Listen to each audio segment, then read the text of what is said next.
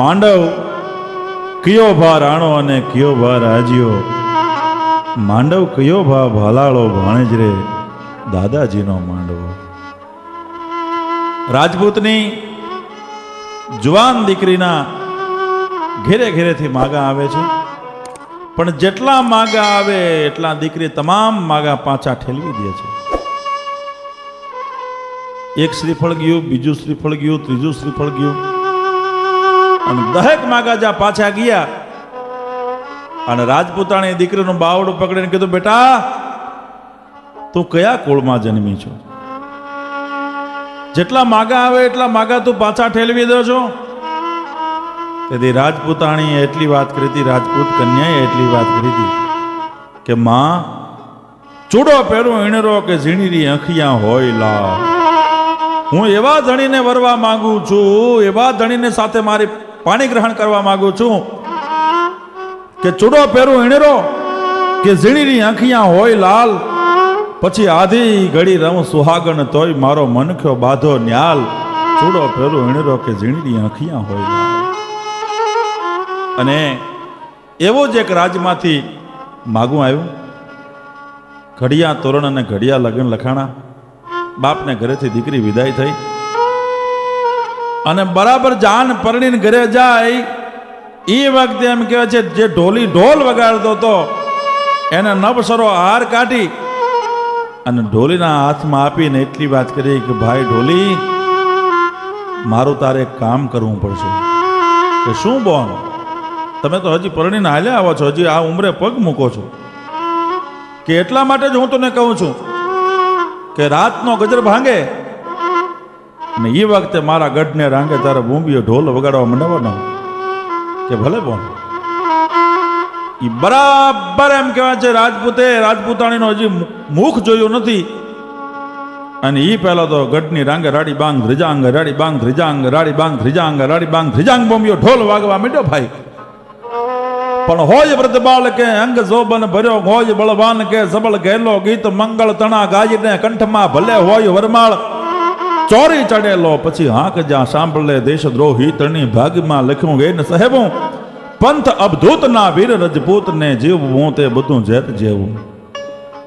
જ્યાં ઢોલનો અવાજ સાંભળ્યો કડડાટ કરતી છાતી ફૂલાણી, હાથની માલપા શમશેર લીધી, માથે લોડાની ટોપને ધારણ કરી બખ્તર ભીડ્યું અને રાજપૂતાણી પાસે આવીને એટલી વાત કરી હતી કે રાજપૂતાણી, હવે મને રક્તનું તિલક કર, મારે સમ્રાંગણમાં જવું છે. કે હવે મને રક્તનું તિલક કર, મારે સમ્રાંગણમાં જવું છે. એ રાજપૂતાણીએ ટચલી આંગળીએ તલવારનો વાઢ મૂકીને એમાં પોતાનો અંગૂઠો જબોળી અને રજપૂતના ભાલમાં તિલક કરીને એટલી વાત કરી, કા મરજો કા મારજો, પીઠમાં દેજો લગાર, નહીતર મારી સૈરો મેણા મારશે આ તો કાયર કેરી નાર. કા મરજો અને કા મારજો, પીઠમાં દેજો. એ આયા બરોબર રાજપૂત તૈયાર થઈ અને જ્યાં જાય છે અને ગઢની માલ પર એમ કહે ચાકરને કીધું અને ઘોડો લાવ્યો. જય કરણીજી કરીને ઘોડાના આમ કહેવાય છે કાંઠાની વાઘની માલ પર કાંઠાની માલ પર આવ્યો ને વાઘું હાથમાં લીધું. એ બરાબર એ વખતે રાજપૂતાણી દાસીને કહે છે, દાસી એ દાસી કે શું માં? કે જલ્દી હોય ને દોરો લઈ આવે. કે જલ્દી સોય ને દોરો લઈ આવે. કેમ? કે તાણો લઈ અને તુણી લ્યો મારા પડદા પાપણના. આ પાપણના પડદાને આવી સીવી લ્યો. મારે જે દ્રશ્ય જોવું તું, મારે જે ચિત્ર જોવું તું એ દ્રશ્ય તો જોવાઈ ગયું, પણ હવે આ દ્રશ્ય મારા નજરમાંથી વયું ન જાય એટલા માટે તાણો લઈ અને તુણી લ્યો મારા પડદા પાપણના. એથી અખિયામાં અકબંધ રહે આ સપના સાજરના. એવી રાજપૂત વંશનો ઉજળો ઇતિહાસ આખો જગ ઉથડકી જાય, જેના ઠરેલા મન થડકે નહીં એવા અણડગ અવની માય અમે તો દીઠા થોડા દાદવા. અને આપ ત્રુટે અને આડા દે, કદાચ આપ ખડેડ્યો હોય ને તો આપને ટેકો દઈ દે. આપ ત્રુટે આડા દઈએ, જે ટેકાએ હાથ તણા એવા ઘડનારે ઘડિયા, એવા કોક કોક માણસ કાગડા આબ ત્રુટે અને આડા દઈએ ટેકાએ હાથ તણા. કહેવાય છે સૌરાષ્ટ્રમાં હિપા ખુમાણને એક દીકરી અને એક દીકરો હતા. અને સામે જ્યાં દીકરી બા દીધા છે એમને પણ એક જ દીકરી અને એક દીકરો હતા. બહુ ધવળ મંગળ સાથે દીકરીના લગ્ન કરવા એવા વર્ષોથી હિપા ખુમાણના હૈયાની મહેલ પણ કોડ હતો. અને એમ કહેવાય છે કે પોતાને આંગણે દીકરી છે. જે ઘરની માલપા દીકરી ન હોય એ બાપનું આંગણું અણોહરું કહેવાય. ભલા માણસ, દીકરી એવું અદ્ભુત સમર્પણનું પાત્ર છે. જે ઘરની માલપા દીકરી ન હોય એ બાપનું આંગણું અણોહરું કહેવાય. ભલા માણસ, દીકરી એવું અદ્ભુત સમર્પણનું પાત્ર છે. સંસ્કૃત વાંગમયમાં દીકરીને દુહિતા કીધી છે. દુહિતા એટલે જે એક કુળને નહીં પણ બે કુળને જે ઉજાગર કરે ને એનું નામ દુહિતા છે, એનું નામ દીકરી છે. એક કુળને નહીં બે કુળને ઉજાગર કરે. આપણે ત્યાં કહેવાય છે કે બાપા દીકરી તો સાપનો ભારો કહેવાય, પણ અમે સૌરાષ્ટ્રના લોક સાહિત્યકારો એમ કહીએ છીએ કે દીકરી સાપનો ભારો નહીં પણ દીકરી તો તુલસીનો ક્યારો કહેવાય. અદ્ભુત પાત્ર છે દીકરીનું. વિચાર કરજો, મર્દ બાપ હોય, કદાચ સિંહની જ્યાં ગર્જના થાય અનવાયશાક શુક્લ જાવદાસી વિશાલ રવિંગાસ હોત ગાદ શાંતિ કાલ પ્રહલાદ કેન કરુણા પુકાર ચા તારલ તામ બનોર પરિદરાદ ચા તારલ તામ બનોર પરિદરાદ. હાવજની કદાચ ગર્જના થાય અને હાવજ એમ કહેવાય છે કે વાર કરવા માટે હાવજ જ્યાં લાંગે હામો એ હાવજને એમ કહેવાય છે લટાઉં ખેંચી નાખે, હાવજની જટાઉં ખેંચી નાખે અને હાવજને એમ કહેવાય છે કે જડબા તોડી નાખે. આવા બાપ છે, આવો મર્દ માણસ હોય. વૈશાખ શુક્લ ચૌદશ વિશાલ રવિંગાસ હોત ગત શાંતિ કાલ પ્રહલાદ કીન કરુણા પુકાર ચર ચર ધામ બમુર પરિદરાર ચર ચર ધામ બમુર પરિદરાર ચર ચર ધામ બમુર પરિદરાર.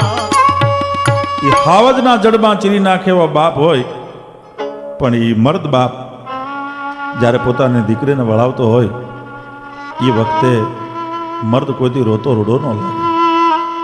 મર્દની આંખમાં કોઈથી આંસુડો હોય નહીં. અરે તલવારની અણીએ જેનો આંખનો ખૂણો ભીનો ન થાય એવો મર્દ હોય. પણ એ મર્દ માણસ જ્યારે પોતાની દીકરીને વળાવતો હોય, જ્યારે પોતાની તનુજાને વળાવતો હોય એ વખતે મર્દ રોતો હોય ને ત્યારે એ તીરથ ઘડીએ રૂડોય બહુ લાગતો હોય. શું કામ? આજ પોતાની દીકરીને વળાવે છે, આજ કાળજાના કટકાને વિદાય આપે છે. હિપા ખુમાણ ના ઘરે દીકરીનો અવસર આવ્યો છે, દીકરીના લગ્નનો અવસર આવ્યો છે. બાપના હૈયાની માલપા ક્યાંય પોરહ માતો નથી. અને બેની બાઈ મેલ્યા રે ઢીંગલ મેલ્યા પોતિયા રે. બેની બા તો રમતા તામા દવ હેઠ તું તારો આવી ધૂતી ગયો. બેની બાએ મેલા રે ઢીંગલ મેલા પોતિયા. અને બેની બા તો રમતા હતા માંડવા હેઠ, ત્યાં ધૂતારો આવીને ધૂતી ગયો. જવાન દીકરી થઈ અને એવો ઉત્સવ હિપા કુમારને વર્ષોથી હૈયાની માલપા કોડ હતો, એવો ઉત્સવ ઉજવાનો ભાઈ. બરાબર દીકરીની જાન આવી. ગામડાની માલપા જૂનો રિવાજ હતો, જામગરીની ધાણી ફૂટતી આવતી હોય, ઢોલ વાગતા હોય, શરણાઈ વાગતી હોય અને એ ગામની માલપા જે રૂપક લાગે અને એમાં બરોબર નરવા કંઠવાળી બેનું દીકરીઓ લગ્ન ગીત ગાતી હોય. એ ગાડામાં એમ કહેવાય છે જાન જાતી હોય, ગાડામાં રોદા આવે ગામડાના કાચા રસ્તા પર અને ગળાની માલપા થડકા લાગે અને એ કંઠની માલપા એમ કહેવાય છે, એ ઘૂંટાઈ ઘૂંટાઈને જે કંઠ નીકળે ને ત્યારે વગડામાં બેઠો બેઠો સંગીત, એમાં ઈશ્વર જાણે સંગીત પૂરતો હોય એવું રૂપક લાગે ભાઈઓ. અને જાન આવી, દીકરીની જાન આવી, અને તેથી એમ કહેવાય છે ગણેશ સ્થાપના પાસે દીકરી બેઠી છે. પણ જોજો સૌરાષ્ટ્રની દીકરી ગણેશ સ્થાપના પાસે દીકરી બેઠી હોય ત્યારે 1.5 હાથનો લાંબો ઘૂંઘટો કાઢી અને દીકરી ગણેશની પાસે બેઠી હોય અને બાયો ગીત ગાતા હોય કે ગણેશર દુંદાળાને મોટી ફાંદ્યા ગળે એંખે વનની માળા રે મારા ગણેશર દુંદાળા. ગણેશ સ્થાપના પાસે દીકરી બેઠી હોય ત્યારે ઘૂંઘટો તાણીને બેઠે. શું કામ? સાસરા પક્ષના તો હજી ત્યાં કોઈ માણસ નથી, ત્યાં લાજ કોની કાઢી? પણ દીકરી લાજ એટલા માટે કાઢે છે કે આ બાપના ભરા ભાદરા ઘરમાંથી આજ મારે વિદાય લેવાની છે, બાપના ભરા ભાદરા ઘરમાંથી આજ મારે જવાનું છે. પણ વિદાય લેતી વખતે બાપના ભરા ભાદરા ઘરમાં મારી ક્યાંય નજર ન લાગી જાય ને એટલા માટે ઘૂંઘટો તાણી અને દીકરી બેઠી છે. ઈપા કુમાર મળવા માટે જાય છે મહેમાનોને, પોતાના વેવાઈને મળે છે. બાતું ભરી ભરી અને હિપા ખુમાન આજ હૈયાની માલપા પોરો હમાતો નથી. કહ તૂટે કડિયા તણી તારી અંગમાં ઉનડિયા, પછી હમવી હમે ના મોજ તાહળી માંડાવું. કહ તૂટે કડિયા તણી અને તારા અંગમાં ઉનડિયા, મોજના કલાબા છૂટે છે. કારણ કે પોતાની દીકરીની જાન આવી છે.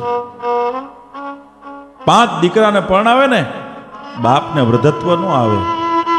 પરમ પૂજ્ય મોરારી બાપુના શબ્દો છે કે 5 દીકરાને પરણાવે ને બાપને વૃદ્ધત્વ ન આવે, પણ એક દીકરીને બાપ પરણાવી દે ને બાપના જીવનમાં વૃદ્ધત્વ આવી જાય, પ્રૌઢપણું આવી જાય. ગામની માલપા દરબારે નિયમ કરેલો કે મારા રાજની માલપા કોઈ ખોખારો ખાવો નહીં, અને જે ખોખારો ખાય એને 51 રૂપિયા દંડ ભરવાનો. પછી તો ખોખારો કોણ ખાય? પણ એમાં મર્દ માણસ એક એવો નીકળો હાય કટત ભાઈ ભૌમ હોય પેન પલટ્યો પાઈ કટત કર લેરો કરવું સબ સાઈને સમેટ્યો. એ દરબારની ડેલી આવી, મૂછને માથે હાથ મૂકી 51 રૂપિયા દંડ ભરી અને કાયમ ખોખારો ખાયની માણસ વિયો જાય. તો કાયમનો નિયમ હતો. મૂછ માથે તાવ દે, ખોખારો ખાય અને દરબારને 51 રૂપિયા દંડ ભરીને હાલતો થાય. એક દિવસ એ માણસે ખોખારો ખાધો નહીં, ધીરે ધીરે ડગલે જ્યારે વિયો જતો હતો દરબારનું ધ્યાન ગયું કે આજ કઈ બાજુ ઉગ્યો, આ માણસે ખોખારો ન ખાધો. એટલે આંકલો મારીને કીધું, હે બાપ દાનસિંહ, આજ તે ખોખારો કેમ ન ખાધો? તારી સુરવીરતા હેમાળો ઓગાળી ગયો છે? તારી મર્દાનગીમાં કઈ ઓટ આવી? પાછા વળી અને દાનસિંહે એટલી વાત કરી હતી, બાપુ મારી મર્દાનગી હેમાળો ઓગાળી કોઈ દી જાય નહીં દાનસિંહની. અરે કે તારા ખોખાડાથી મારા સીમાડા નિર્ભય હતા, મારા બાપ મારા હવજ, તે ખોખારો કેમ ન ખાધો? બાપુ હવે સમાજમાં હું ક્યારે ખોખારા ન ખાઈ શકું. કેમ કે આ સવારના પોરમાં બ્રહ્મ મુહૂર્તમાં મારે ઘરે એક દીકરીનો જન્મ થયો છે, અને દીકરીનો બાપ કોઈ દિવસ સમાજમાં ખોખારો ન ખાઈ શકે. એને તો કાયમ હામાવાળાને રૂડું મનાવવાનું રહ્યું. દીપા કુમાર એટલે બધું ભરી ભરી અને આવેલા મહેમાનનું સ્વાગત કરે છે. અને આમે કાઠિયાવાડ મહેમાનો માટે તો અદ્ભુત. ભગત બાપુ કવિ કાગ કીધું છે ને કે જી તારા આંગણિયા એ પૂછીને જે કોઈ આવે રે આવકારો મીઠો આપજે રે રે ભાઈ તારે કાને રે સંકટ કોઈ સંભળાવે રે હે બને તો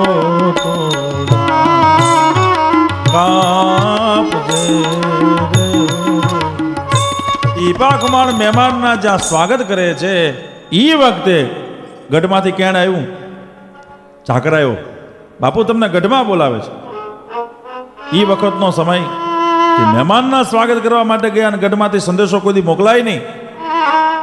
અને હિપા ખુમાણ ગયા ભાઈ, પણ હિપા ખુમાણને ક્રોધ ચડ્યો, પગથી માથે ને માથેથી બ્રહ્મણ ગઈ કે કાઠિયાણીને એટલી ખબર નહીં હોય કે હું દીકરીના સ્વાગત જાનના સ્વાગત કરવા માટે ગયો અને મને બોલાવ્યો. જે ઓરડામાં દીકરી બા ગણેશ સ્થાપના પાસે બેઠા છે એનાથી બીજા ઓરડામાં હિપા ખુમાણ જ્યાં ગયા ત્યાં તો સફેદ કપડું ઉડાડેલું અને એક દ્રશ્ય હિપા ખુમાણને નજરે પડે છે કે કાઠિયાણી અત્યારે મને બોલાવવાનું કારણ.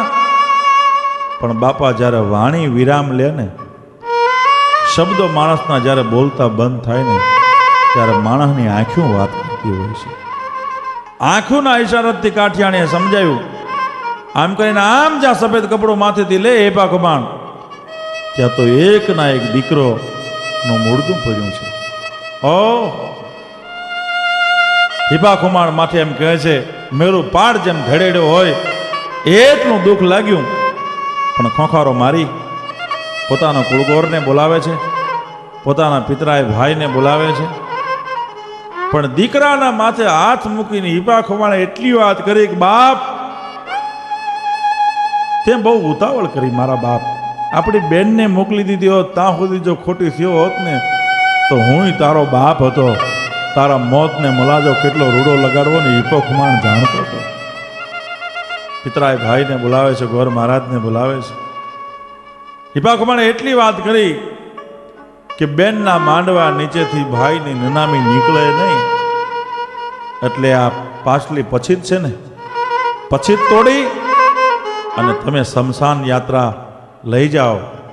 પણ જોજો તમને બ્રહ્મ હત્યાના સોગંદ છે, આ વાત કોઈને કાને જાય તો. બ્રહ્મ હત્યાના સોગંદ દઈ અને હિપા ખુમાણ ગયા. એ ઢોલીને અને શરણાઈ વાળાને એટલું કીધું કે તમે આજ એટલા જોરથી ઢોલ અને શરણાઈ વગાડો કે તમને હું એટલી બધા સરપા આપીશ, એટલો બધો મોજ આપીશ કે બીજા ગામ તમારે ઢોલ અને શરણાઈ નહીં વગાડવા જવા પડે. શું કામ? ઢોલ હરણાઈ વગાડવાનું એટલા માટે કીધું કે જોર જોરથી જો ઢોલ હરણાઈ વાગે ને તો પાછલી પછી તોડવાનો અવાજ કોઈ મહેમાનને સંભળાય નહીં. એટલા માટે હિપા ખુમાણ કહે છે. પણ બરાબર ગોર મહારાજે હાંકલ નાખી, કન્યા પધરાવો સાવધાન. અને એ વખતે દીકરી ધીરે ધીરે માંડવાની માલપા આવે છે. પણ છબતો નહીં જેનો પગ ધરતી પર, ઈ પગ ત્યાં થંભી ગયો. અરે હું બરો તો એને ડુંગરો લાગ્યો, ઉંબરો તો એને ડુંગરો લાગ્યો. પછી માંડરે વળાંગ્યો, કાળ ઝાંકે રોઈ કટકો. પણ સમય આવ્યો છે. ગોર મહારાજે કીધું સમય જવતલ હોમમાં નો આવ્યો છે કે બાપા ભૈલાને બોલાવો. હિપા ખુમાણ એમ કહેવાય છે કે છાતી માથે પહાડ મૂકી અને એટલી વાત કરી કે બાપા ભૈલો તો ક્યાંય વાડીએ ગયો હશે, નાનો છે, બાળક છે, છોકરું છે, ક્યાંક રમતે ચડી ગયો હશે. પણ બેનને મન ભાઈના જવતલની કેટલી કિંમત હોય છે. જાહલના સમય વખતે, લગ્નના સમય વખતે, જવતલ હોમતી વખતે નવગણ હજી આવ્યો નથી. ઉગો તો આડો આપી દીધેલો દેવાલ બદલે, પણ નવગણ આવ્યો નહીં.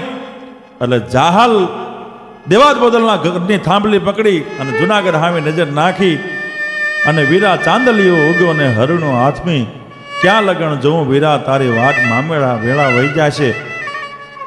ઈ થોડી વાર થઈ ત્યાં તો ચોપદાર હાંકલ નાખી કે ઘણી ખમા નવહરટના ધણીને ઘણી ખમા નવગણના આમ કહેવાય છે ઝપડાએ હાવડ દીધી.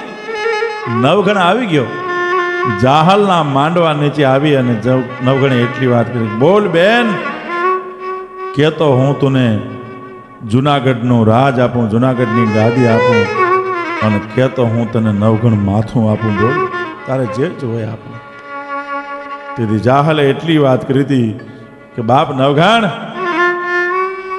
સૂરજ ચંદ્ર તપે એટલા તારા રાજ તપજો, અને તારા માથાને ક્રોડ દિવાળીયું અત્યારે જરૂર નથી તારા મસ્તકની, અત્યારે જરૂર નથી જુનાગઢના રાજની, અત્યારે તો જરૂર છે તારા હાથે જવતુલ હોમવાની, એનાથી બેનનો પ્રસંગ રૂડો લાગે. એટલે બેનને મન ભાઈના જવતલની કેટલી કિંમત હોય છે. હિબા ખમાણે પિતરાઈ ભાઈના છોકરાને બોલાવી અને દીકરીના જવતલ હોમાવે છે. દીકરીના જવતલ હોમાવી અને બરાબર એમ કહેવાય છે કે જવતલ જાઓ હોમે, અને યજ્ઞ વેદીમાંથી યજ્ઞનો જ્યાં ભડકો થયો ભાઈ, તેથી હિબા ખુમાણની નજરની માલપા બે આગ દેખાતી હતી. એક જવાન જોગ દીકરાની પોતાના ગામને પાદર બળતી ચિતા દેખાણી, અને બીજું યજ્ઞ વેદીનો આ અગ્નિ દેખાણો. પણ આખો જગ ઉથડકી જાય, જેના ઠરેલા મન થડકે નહીં, એવા અણડગ અવની માય અમે તો દીઠા થોડા દાદવા. અને એ વખતે હિબા ખુમાણની દીકરીની જ્યારે જાન ગઈ, તેથી હિબા ખુમાણે કીધું તું કે આ જાન તો ગઈ મારી જાનને લઈને, દાદ હું જોતો રહ્યો પણ લૂંટાઈ ગયો મારો આજ લાડ ખજાનો, લૂંટાઈ ગયો મારો એ લાડ ખજાનો, પછી સુનો માંડવડો કાળ જાકે રોય કટકો મારો, ગાંઠથી છૂટી ગયો કાળ જાકે રોય કટકો મારો, ગાંઠથી છૂટી